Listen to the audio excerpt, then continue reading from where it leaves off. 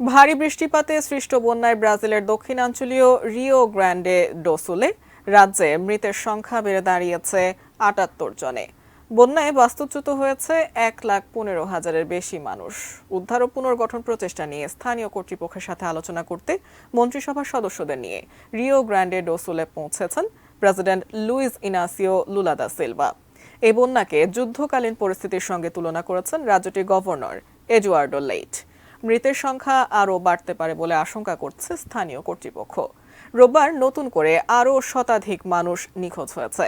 বন্যায় বেশ কয়েকটি শহরের রাস্তা ও সেতু ধ্বংস হয়েছে। বৃষ্টির কারণে একটি ছোট জলবিদ্যুৎ কেন্দ্রে ভূমিধস দেখা দিয়েছে। রোববার সন্ধ্যায় ৪ লাখের বেশি মানুষ বিদ্যুৎবিহীন ছিল, আর পানিবিহীন ছিল অন্তত ৮ লাখ মানুষ। রাজ্যটির রাজধানী পোর্তো আলেগ্রের আন্তর্জাতিক বিমানবন্দর শুক্রবার থেকে সমস্ত ফ্লাইট স্থগিত করেছে।